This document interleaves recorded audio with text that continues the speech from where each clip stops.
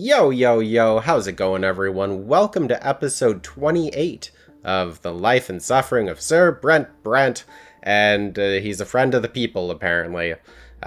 He's definitely a friend of one person, Octavia Milakunas. He must be a friend, because look at the size of those wine bottles. Oh, yeah, dude. Oh, my gosh. Those are giant. Those are big wine bottles. Okay, good to know we're, like, a slight alcoholic. It's a Texas Mickey of vodka that my grandma bought on her 60th birthday. Have you seen those? No, I have not. They're like 3 feet tall or something. And What? they're like the size of a saucer, maybe a bigger than that, like a small plate. Oh gosh. Round, that thick. Jeez. And it's full of alcohol. I can't remember how much. That's what I remember from like 15 years ago. That is so much alcohol. Oh my god. It took him like a week to finish it. Yeah, I mean, yeah, that sounds like it. But still, I mean, I feel like that would be way too big to even like have a decent place for in your house. I feel like you'd have to set aside a special place for it to even just be there. Yeah, I'm not sure the exact specifications, but or like the size of it. But that's what I remember it being. Oh, jeez. And the fact that my grandma really likes vodka. Yeah. Oh my gosh. Oh man. Alrighty. Well, last time, yeah, we got we hooked up with Octavia Milakunas, which was pretty cool. It's pretty good. And then what else did we do? We rescued our brothers from being in jail because they're dumb and got into fights, I think. And then our dad scolded us for it, and I think that was it. Yeah, got into a fight and then murdered people and just got off with just self-defense. Yeah, pretty much. Well, and again, like, we're kind of the smart one in the family. So the dad's like, no, our everything is ruined. And we're just like, okay, well, let's make it, like, we're going to be ruined either way, but let's make it so we're, like, less ruined and terrible off than your idea. Oh, boy. Okay, anyway. Another day of work at the prefecture is winding down. After hours of paperwork, your fingers are cramped, your vision blurred. Today you must finish incorporating the new decrees of the Great Imperial Council into the Magran Code of Law. The document will then be sent over to the Overseer. A knock at the door distracts you. Your visitor is someone you were not expecting to see. Mayor Egmont enters your office. Every time I see Mayor Egmont, I think he's like an actual mayor. I don't think he is. It would be spelt wrong. Yeah. If you were. Honestly, Mayor. like, I would not be surprised if they misspelt it in this game. We've seen the spelling mistakes ourselves. He is the wealthiest man in Magra, the owner of the Silver Mines, and the leader of the wealthy Commoners' Party in Lesser Quorum. He wears a high-priced frock coat made of light gray fabric. He wears no jewelry, but his coat is richly embroidered, the most luxury a commoner can ever afford. Do you remember the movie Step Brothers? Yes. And not Will Ferrell, the other guy. I can't remember his name right now. I've been trying to. I this know guy who you're looks talking like him, about. except I know. with the beard. 100%. Oh, what's his name? Oh, I don't remember. Oh, I can't remember. I just remember he was also in one of the. No, he was in Guardians of the Galaxy, I think, as well. Yes, he was. I believe he was. Yeah. Oh, I'm thinking of him right now. Oh. Okay, I can't do it. Why can't I remember his name? Right. Egmont offers you a broad suntanned hand. It is hard, work weary, and eternally calloused. This is a man who has earned his fortune with the sweat of his brow. I don't remember. I'll do it. Good afternoon, Judge Brant. We met recently about that newspaper business, but today I need to discuss a different matter with you. I came to talk to you on behalf of the manufacturers of Magra. As you know, the principal source of income in the province is the silver mines. Our mines provide silver for the sacramental rites conducted in temples all over the empire. But the upper vein of ore is nearly exhausted. We need to process new deposits that are lower down. That's where our trouble with the law comes into play. In order to get to the deeper layers of ore, we need gunpowder. But a decree from the Great Imperial Council has forbidden common people from using it. Back in the capital, they're afraid we'll turn that gunpowder into a weapon. But this restriction will harm not only the manufacturers and the miners, but the province as a whole. The silver trade will decline. We won't have enough money to buy grain, and soon even the nobility will be impoverished. I know that you, the judges of the prefecture, are the ones who interpret the decrees from the capital, so I implore you, Sir Brante, to come to the aid of the honest tradesmen of Magra. Pass an amendment allowing the use of gunpowder in the silver mines. You give Egmont a speculative glance and ask him why he has asked you, specifically, for help. Well, I like your penis. That's the reason I'm asking you. Oh god, could you imagine? Somebody just outwardly says that and then doesn't say anything else, and you're like, thank you? How did you see it? I've been following your decisions for quite some time, Your Honor. They give me hope. That's why. Yeah, there you go. Yeah, he's been following me, looking at things for a very long time. And he's calling it your decisions rather than you specifically. Yeah, right. Oh, jeez. Yeah, I've been following your decisions. Every time we make a decision, he just, like, appears. He's always there. He's like, what the hell? Why am I here? I don't agree with you on everything, but we seem to see eye to eye on the essentials. The common estate needs to get real rights. It's the only way for our province and for the empire as a whole. Sure, Prefect Alborn has proclaimed as much himself, but unfortunately he's a nobleman of the sword first and foremost. He's bound by the blood tide, by the power of the Overseer and the Archnians, so all his undertakings are doomed to failure. If you, Sir Brant, truly care for the people, you need some powerful allies among the lowborn. Allies like me. Do this for me and together we'll change the fate of Magra. I think this was actually your character in the first place, because I remember thinking, he has a beard, so you have a beard. You should voice him. Oh my gosh, I love it. Didn't you know I've actually been method acting this character for years? I have been studying for 6 years, however long I've had this beard, for this character. So, Egmont extends his hand, hope in his eyes. You take your time before answering, weighing his words carefully. We have a choice, which is cool. We could refuse. Mayor Egmont goes down by 2. You refuse Egmont, the Imperial decree will be implemented as is. Or we can agree with him, which is really cool. Damn. Yeah, I know, right? I know. It's great, and our justice goes up. Which is exactly what we need. Justice, wealth again. Holy crap, wow. So, okay, conditions met, relations, we did not make a deal with Remy L. Verman. I don't remember who that character is, but we didn't make a deal with them, so that's good.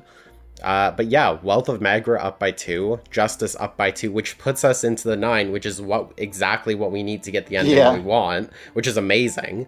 Your wealth goes up by 1, which is great. We make a deal with this guy, and I don't know, man. I think this is pretty one-sided. I don't know if we really have to talk about this. What makes this a bad idea? Yeah, okay, you pass an amendment allowing the use of gunpowder in the mines. I mean, sure, there's probably some sort of ethical, reasoning for it, but it's not telling us in the story, so I think it's fair game. Just looking at this, there's no reason not to do this. And because of that, I'm extremely wary about this decision. I get that. I definitely get that, where it's they're giving us, so much, but why? Yeah. What kind of failure are they setting us up for? I don't want to not take it, though, because refuse it doesn't... It's just... No. And the other thing is that it's a choice that we would have had to make, had we not made a deal with Remy L. Verman. It would help if I remembered who this Remy person was, but regardless, I still want to agree. Yeah, I think there's just too many benefits to doing this. And this is one of those, yeah, it's weird. It's one of the times where they're like, hey, here's all the stuff that you need. Maybe there's going to be a lot of deaths because of the gunpowder being exploded. And that creates a war later on in the story. Yeah, I mean, that could be one of those things where it's like, because, well, I don't know, because it shifted from, I don't know. Okay, so the Arknians and the nobility are kind of like out, I don't know, on edge with each other, but that's only been sort of introduced now to us going down the judge route of everything. Before it was more for like the lowborn, you know, poor people, and the nobility were at war, right? So I wonder if, yeah, basically giving them gunpowder is gonna end up screwing us up in the end.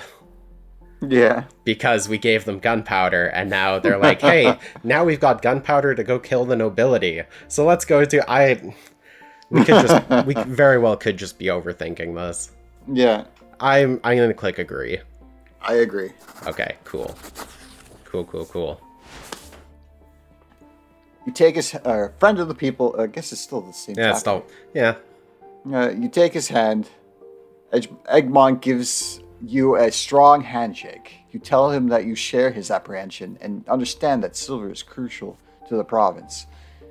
You promise to amend the law so that the restrictions do not apply to silver mines. Thank you, Brant. Nobles who care about the needs of the common folk are few and far between. This is what nobility really means. I share your belief in that only a union of the estates will lead the empire to order and prosperity. You can count on my support. Silver is the lifeblood of Magra. Today, you've not only saved us all from ruin, you've also made every Magran a little bit richer, including yourself included. Saved us from vampires. And saved us from vampires, although we'll probably explode ourselves from the gunpowder, but, I mean, at least it's not vampire death. I'll make sure the Brants get a share of the profits. And I promise you, Brant, this gunpowder will shatter those ancient rock formations and reveal their hidden treasures to us all. Great, and then we're gonna be haunted by demons and stuff? Oh my gosh. Okay, we made a deal with him. We should probably...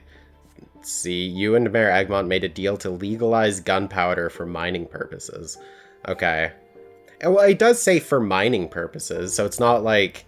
I mean, yeah, there could be like an underground, you know, like, hey, you know, we're gonna get gunpowder out to the people and start a revolution and blah, blah, blah, blah. But, like, right now with this law going through, it is supposed to just apply to the mines. Mm-hmm. Yeah. Egmont made a deal with you. Yep. Something. So, mines. I think that was it. I think you said that word for word. Oh yeah, look at that. This event has consequences on your previous actions. Our justice being more than 8. Okay. Your justice. Oh, we are the Justice League. Of one person. We are the Justice Unit. Debacle in the shop. Your tenure as a judge has yielded considerable results. More and more often, common people come to the prefecture to assert their rights and succeed in doing so. The local villagers have even started coming to seek the court's protection. All over the province, there is talk of a new area that has come. That the law is in fact the same for all. This morning, on your way to the prefecture, you anticipate a peaceful day, full of paperwork. But I thought I read peaceful day wrong, so I just stopped. Oh no, we're getting to a point where you're reading things right, and then being like, I don't think I read that right. This is going too smoothly. Where's the explosions? Yeah.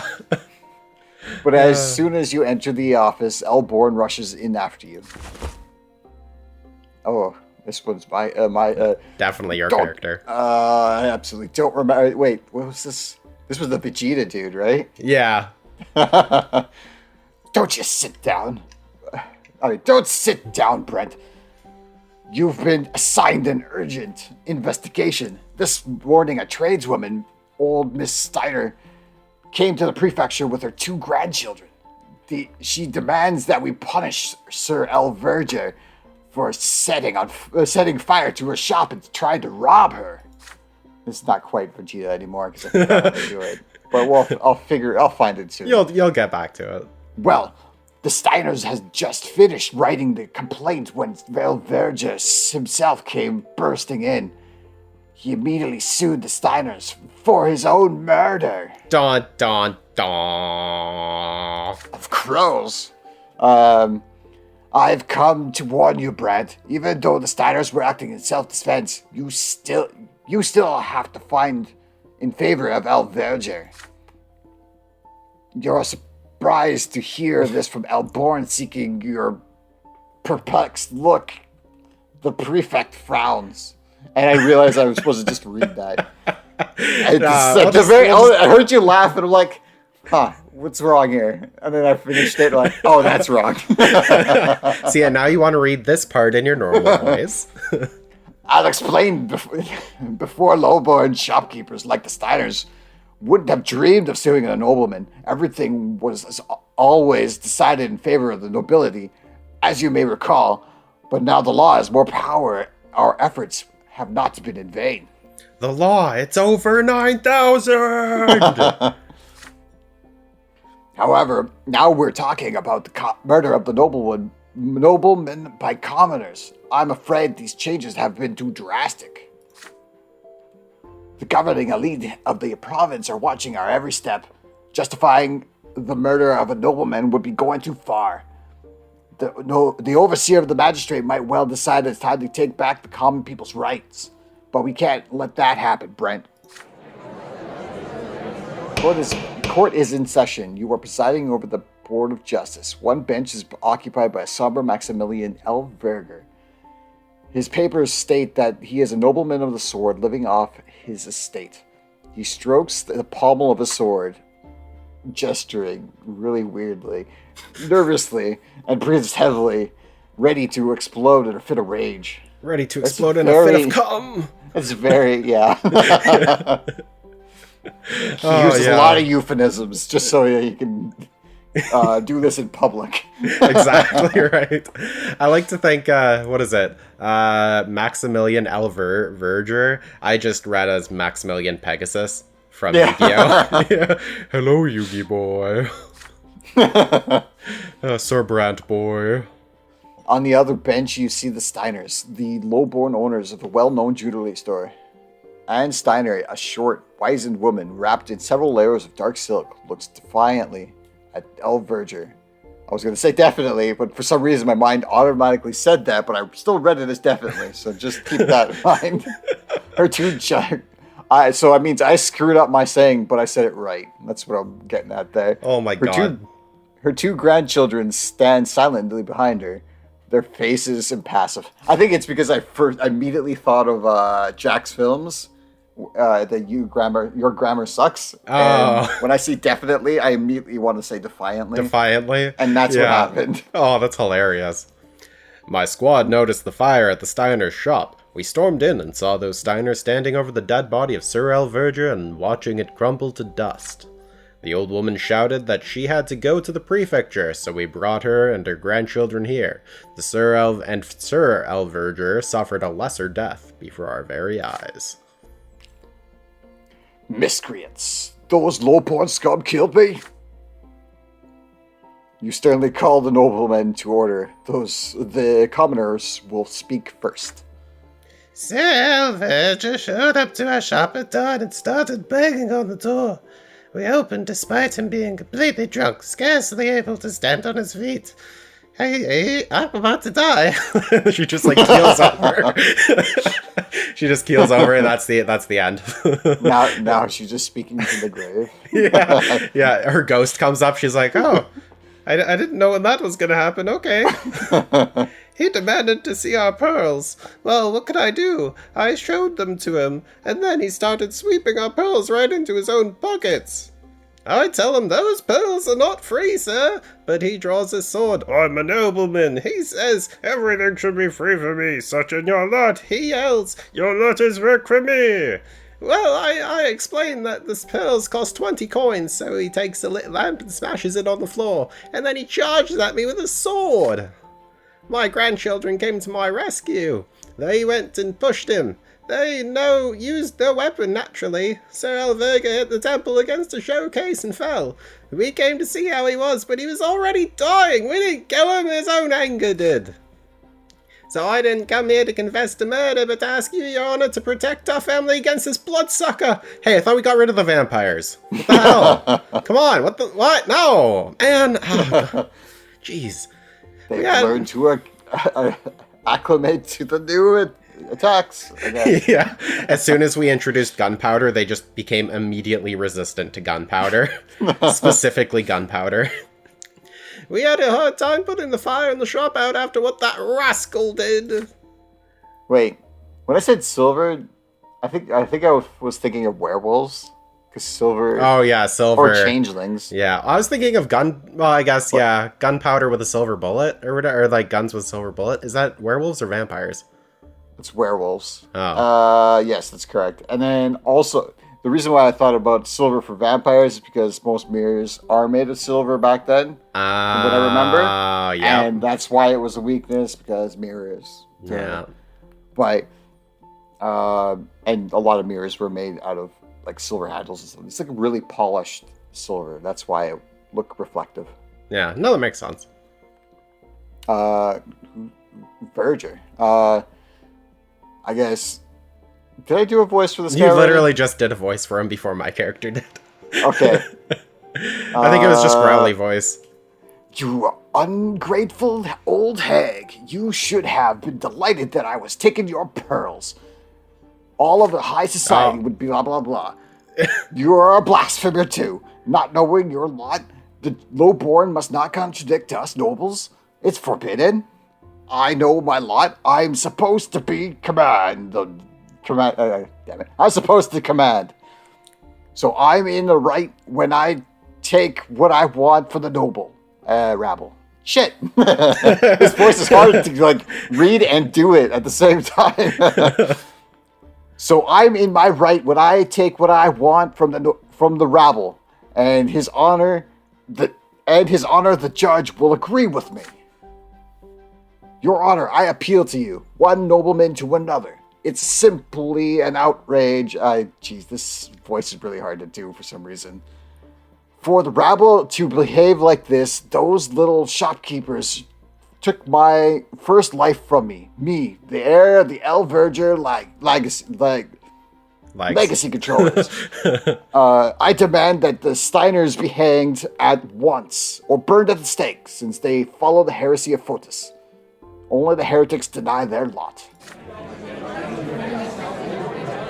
I'm reading? Yes. I forgot about it because there was so much reading of actual people.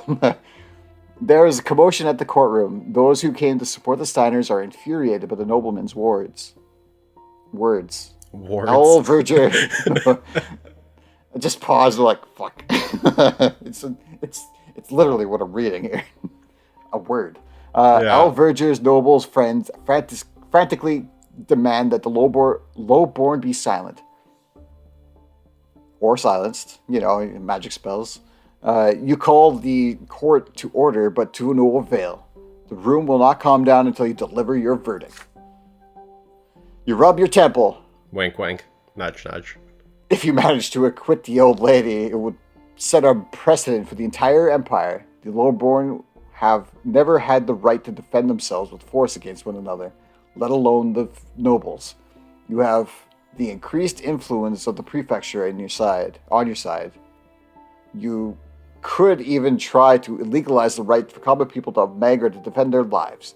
But such a daring move will not succeed with the support of powerful people. You remember Elborn's warning. Oh no! What would the consequence of your decision for the common folk of Anazat? Should you acquit the Steiners, can you? Well, I can't. I definitely can't. Our eloquence and diplomacy is not high enough. Have to lower. Yeah, the Steiner. Yeah, they broke no law. Yeah, okay. So, patronage of the powerful we needed for this. Grant the right to self-defense. Oh man, that would have been so good. Except, guys, Tempest wouldn't have liked us that much. But I mean, that would have been chill. Yeah. What do we have to do for this? Oh, our justice goes back down by 2. No. Bullshit. That's the one thing that we needed. Oh, dang it. Man. Oh, yeah. Whatever. We can make it back. I guess we can't really talk about this one because this is the only option. So the law must defend the rights of noblemen who suffered a lesser death. Yeah, I mean that's what the Elborn wanted us to do, anyways. Yeah. Yeah, he's like, just punish the Steiners. They'll be fine with it. All right, we're gonna do it. We're gonna punish them. Curtly and unemotionally, you deliver your verdict. The very same verdict the majority of people in the courtroom were expecting. Alverger's demand will be satisfied. The Steiners committed the murder of a nobleman. Their guilt is undeniable. Whether Alverger attacked them or not is of no consequence. A commoner may not raise his hand against a nobleman. The 3 of them will be hanged this very day. Oh, look at that.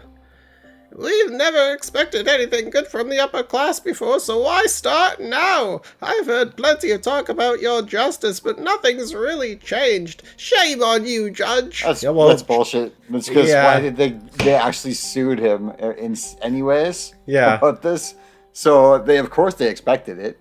That's why they had the courage enough to actually try and sue this. Yeah. So what the hell are you talking about? No, but shame on you, Brent. You shouldn't be defending the shut up. The trial is over. The old woman and her grandchildren are taken away to be prepared for the execution. Alverger lifts his hat politely and leaves. On your way out, you meet Elborn. The prefect follows you with a look of understanding. You spend the rest of the day pacing your office mindlessly. This trying day is finally at an end, and gosh darn it, we just need to be an 8 or a 9 to get the ending we want. Oh, yeah, willpower at least. We got some willpower. Yeah, that's okay. That's all right. Okay. Megra has received alarming news from the neighboring province of Illyria. The low-born convicts toiling in the Illyrian mines have revolted against their noble masters, probably because we gave them gunpowder. God damn it. God. For the first time in many long, peaceful years, commoners have taken up arms. Worse yet, the insurgents had guns and gunpowder, and no one knows how they got them. Bullshit. Nobody knows how they got them. It's not like we have evidence in this episode of us giving them. Nah, nobody knows how to do it. Gunpowder weapons were banned throughout the Empire as soon as they were invented. The lords deemed firearms dishonorable and unfit for the nobles. Even Legion soldiers are forbidden from using them. Oh, shoot. Oh, Brent, we messed up. It's fine. But now gunshots were echoing through the mutinous Illyrian mines. The Imperial Legion was deployed to quell the riot. The Legionnaires slaughtered the rebels without mercy, and the uprising choked to death on its own blood before it had even begun. Okay. I guess. That's good. The south of Illyria is now a forest of gallows. The convicts' corpses were left swaying in the wind as a warning to any commoner who might dare take up arms. Although the rebellion quickly succumbed to the Imperial's military onslaught, many Legion soldiers and officers were slain by the insurgents' firearms. Their steel armor was no match for bullets. The rioters' weapons were destroyed in a public ceremony, but no one knows who built or smuggled them into the mines. Yep, blame the miners for it. We definitely didn't approve a law that would let them have it. Nah, never. All Imperial overseers soon issued public reminders in their provinces. The punishment for owning a gunpowder weapon is true death by execution. Oh, Jesus, we're gonna die. But the Empire is still restless, still anxious. Somehow guns found their way into commoners' hands, if only for a short time. Could gunpowder and lead? And lead. No, I know, but that's weird. Could gunpowder and lead one day endanger? Oh, no, yeah. I think it's gunpowder and lead, yeah. This is why the English language sucks. No, it's just the way this is written. Yeah, well, could lead and gunpowder one day endanger the life? There needs to be a comma in there. It needs to be switched around so it doesn't lead you to something wrong. Don't you mean led me to something wrong? And also starting the sentence with could, I think that's a problem. Yeah. I don't know enough about the English, how English writing works, but I don't think you can start. I don't think it's proper to start a sentence with could. Well, if you're asking a question, it's okay. Because this is the question. Could gunpowder and lead one day endanger the old ways of the Empire? Like, if you... Are you saying it's okay to say it? It's weird to write it? You would actually... what I remember, goddammit, you're supposed to start the sentence with the situation, then have a comma, and then say could it. You can't start from start the sentence with it, but you can start the second half of the sentence with it. That kind of makes sense. Oh, I know. I get it. I've just never. I don't think I've ever heard that before. Something about that. It just makes me think of some of the things I got wrong in school from a long time ago, and that's one of them. And I don't remember exactly why, but I just remember starting a sentence with like should, could, and those kind of things were not supposed to be. Why I know about like and. You shouldn't start it with and you shouldn't start it with like because or something. Or because, yeah. Yeah, but I haven't heard about could. Oh, okay. Yeah. I don't know. It's just from what I remember, but just remember, that was 17 years ago. Maybe 18. What are you talking about? It's the exact same nowadays. It's not like the school system would ever change. What? I'm saying that I don't remember. Authorities of Mag... I don't have the greatest of memories, but pretty good memory. Yeah. Authorities of Magra fear that unrest may soon spill over here due to the double tax, peasant farms, and industrial manufactories. I don't know why. That's just a weird word for me. Because I think manufacturers or factories. I don't think of manufactories. All right. Industrial factories. It should be industrial factories, not manufactories. Yeah. Industrial manufactories are facing harsh times. The province's wealth is steadily declining, but the discontent of the commoners is still held back by the eternal law that demands they accept their suffering. You know Affluence what? of Magra down by 1. Oh, you know what would definitely screw everything over for the nobles? What? If all the commoners decided to have the true death. Yeah. And then where would the nobles be? Yeah, right. And then apparently there's no real consequence because you go into the true this other plane you know exists. So what's the actual downside to that? This other place that exists that you actually go to where your spirit does still exist because you can still talk to the dead that has the true death. Oh, yeah. Where is the actual consequence for these things?